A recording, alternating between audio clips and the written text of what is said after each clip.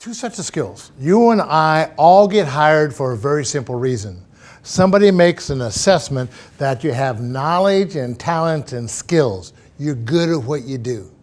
So the research would say this, that I was hired because I was good, you were hired because you were good, so each of us were supposed to take our knowledge and talents and skills and reach out and work in concert with each other. What's this coming together of skills called? Synergy.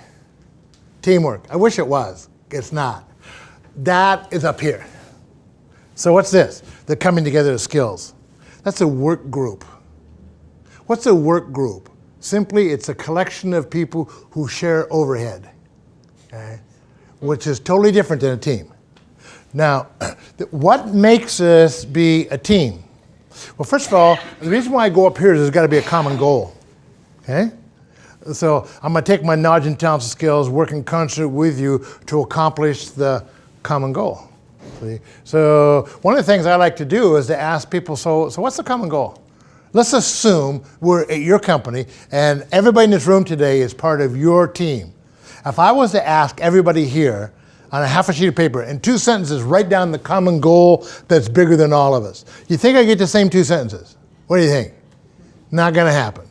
Just not going to happen. Okay? Then it's a matter of time till we're going to need some HR help, some coaching, some feedback.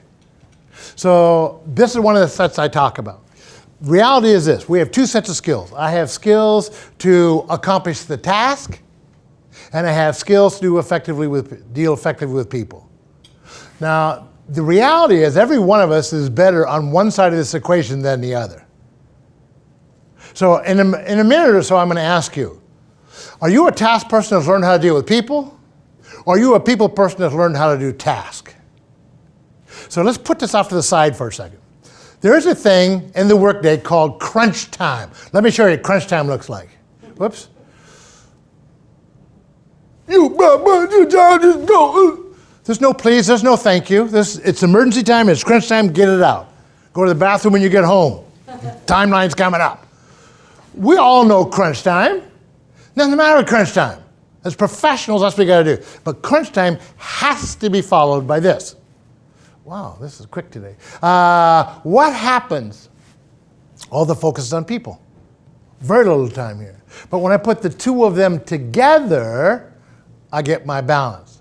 Now, the mistake that people make is people think it's a 50-50 split on time.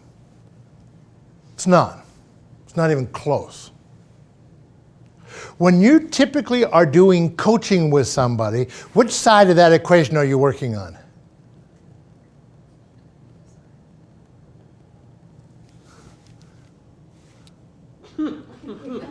I'd say task. Coaching.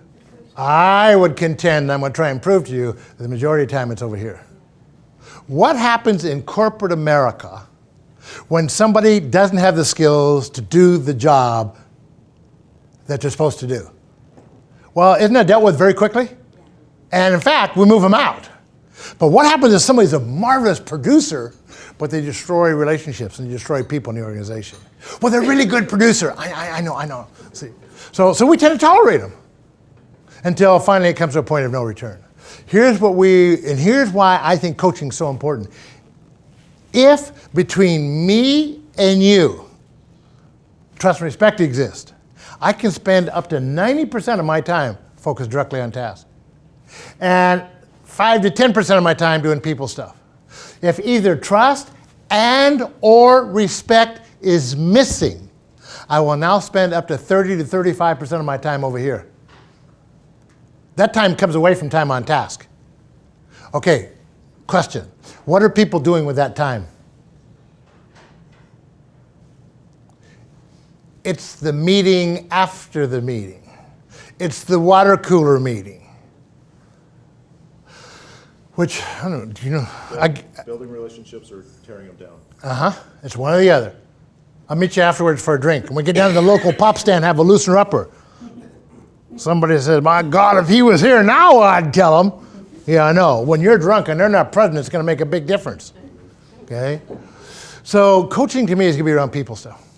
I think getting clear expectations around the task are there, and if people can't perform those, but it's around the people, but I'm doing the job, but I did it right. I know, but you walked over people. You alienated the other department. But they're stupid. I wonder if they think that's true about you, too. The stupid what? On the task side, yeah, I know. That's why you're the expert. What about this side? See? And so I would specifically use this symbol to show a balance, and it's a harmony. On a given day, I need more of one than the other. So I want to wrap this up real quick, but before I do that, though, would you take just a minute? Which one of these is the natural you? Which one's the kid, the fire in the belly? And which one's learned? I don't know about you, I know me. I'm really the people side. I've learned how to do tasks.